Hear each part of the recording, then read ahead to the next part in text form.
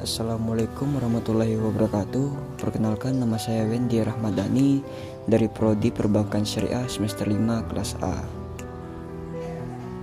Di sini saya ingin memperlihatkan video pembelajaran dalam bentuk animasi dan ilustrasi tentang praktik cara memandikan jenazah, mengkafani jenazah, sampai menguburkan jenazah.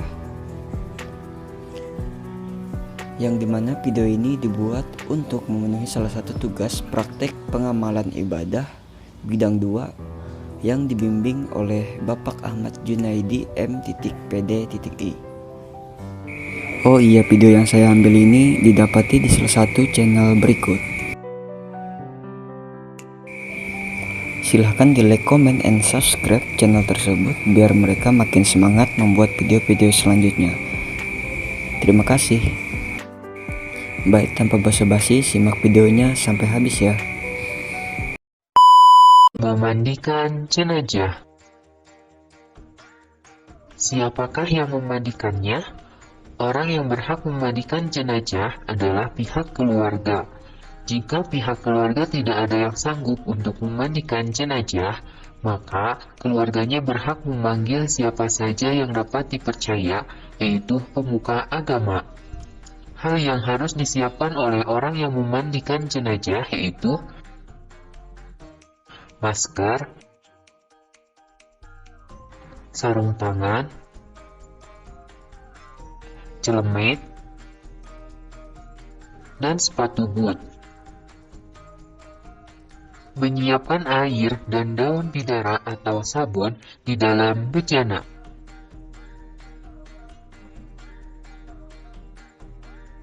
Jika 4 liter air ditambah 1 mug daun bidara. Jika 8 liter air ditambah 2 mug daun bidara. Jika 12 liter air ditambah 3 mug daun bidara. Jika 15 liter air ditambah 4 mug daun bidara. Jika 20 liter air ditambah 5 mug daun bidara. Menyiapkan kapur barus dan air. Kapur barus batangan, jika 4 liter air ditambah 2 batang kapur barus. Jika 8 liter air ditambah 4 batang kapur barus. Jika 12 liter air ditambah 6 batang kapur barus. Jika 16 liter air ditambah 8 batang kapur barus. Jika 20 liter air ditambah 10 batang kapur barus. Petugas yang memandikan jenazah harus menggunakan masker. Gunanya untuk menghindari bau yang tidak enak dan menghindari penyakit tertular. Sarung tangan. Gunanya supaya tidak tertular penyakit dari jenazah. Sepatu boot dan celemek. Persiapan sebelum memandikan jenazah. Tutup jenazah menggunakan kain. Jenazah dibawa ke tempat yang tertutup. Gunakan meja yang ada lubangnya agar kotoran bisa langsung turun ke bawah. Posisi jenazah harus terlentang. Selanjutnya, melepas pakaian jenazah. Jika jenazah masih lemas, baju jenazah dibuka biasa. Dengan cara bagaimana? Satu orang memegang kain penutup jenazah yang berada di bagian kepala. Satu orang lagi memegang kain penutup jenazah yang berada di bagian kaki. Satu orang lagi melepaskan baju jenazah dan hanya orang ini yang dapat melihat saat membuka baju jenazah. Jika jenazah sudah kaku, baju jenazah mulai digunting dari bagian bawah lengan,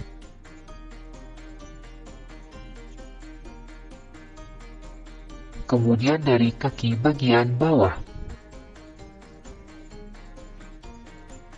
Selanjutnya, siapkan air untuk proses memandikan jenazah.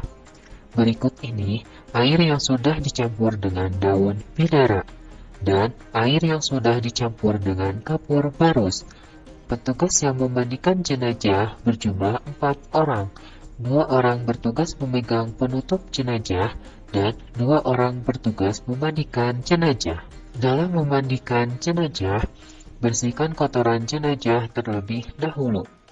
Pertama, membersihkan lubang-lubang di bagian kepala, membersihkan mata, telinga, dan hidung. Kedua, membersihkan kotoran perut dari dada sampai dengan perut bagian bawah dengan cara ditekan secara perlahan. Ketiga, membersihkan bagian dubur menggunakan handuk waslap. Selanjutnya, memandikan jenazah. Pertama, membasuh bagian wajah.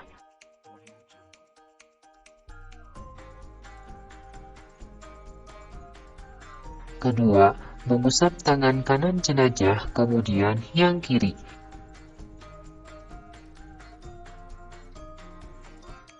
Ketiga, mengusap kepala jenazah. Keempat, membasuh kedua kaki kanan dan kiri. Selanjutnya, memandikan jenazah. Dalam memandikan jenazah, sunnah total siramannya adalah ganjil. Menyiram dari bagian kepala secara perlahan dengan hitungan ganjil. Setelah semuanya basah, kemudian disabuni dan dikeramasi. Tubuh jenazah dimiringkan ke kanan, disiram, kemudian disabuni dan digosok. Tubuh jenazah dimiringkan ke kiri, disiram, kemudian disabuni dan digosok. Setelah selesai, kemudian dibilas sampai bersih dan bilasan terakhir dengan menggunakan air kapur barus. Kemudian, handuk atau kain yang terbentang di atas jenazah ditutupkan dan dihandukkan ke tubuh jenazah. Kemudian, kain yang basah disingkirkan dan diganti dengan kain yang baru. Setelah semuanya selesai, jenazah siap dikafani. Mengkafani jenazah. Alat-alat yang harus disiapkan dalam mengkafani jenazah yaitu: pertama, kain kafan. 3 helai kain kafan untuk laki-laki dan 5 helai kain kafan untuk perempuan.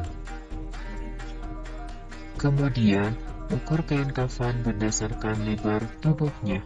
Jika lebarnya 30 cm, maka kain kafan yang dibutuhkan selebar 90 cm.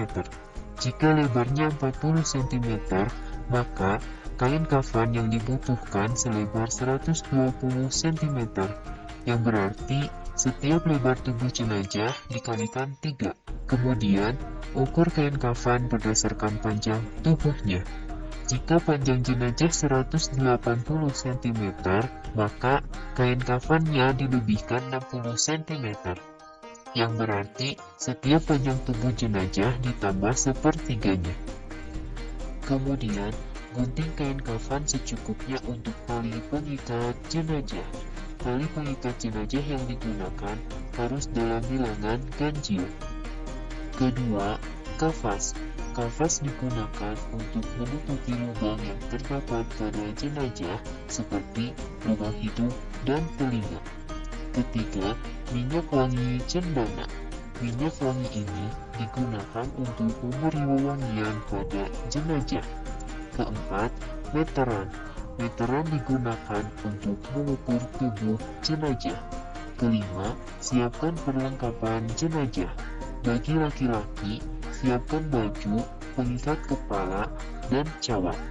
Begitupun dengan perempuan, siapkan baju, kerudung, dan cawat. Cawat digunakan untuk menutupi kemaluan jenazah. Keenam, kapur barus.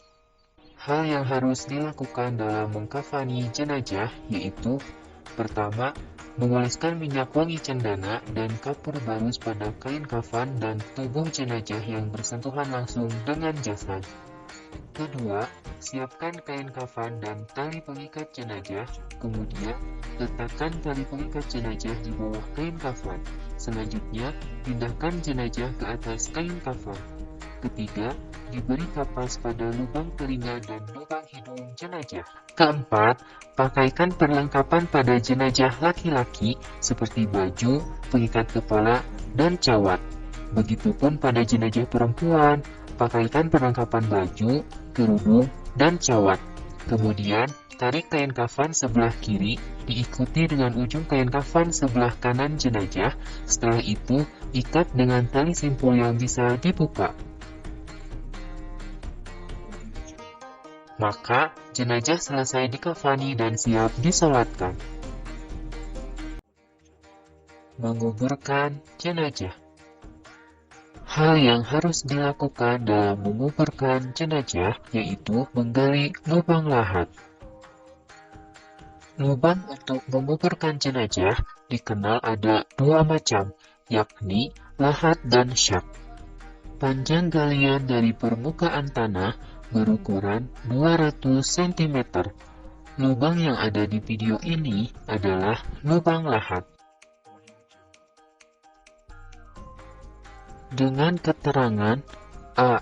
Tinggi galian 130 cm, B. Tinggi liang lahat dari dasar galian 55 cm, C.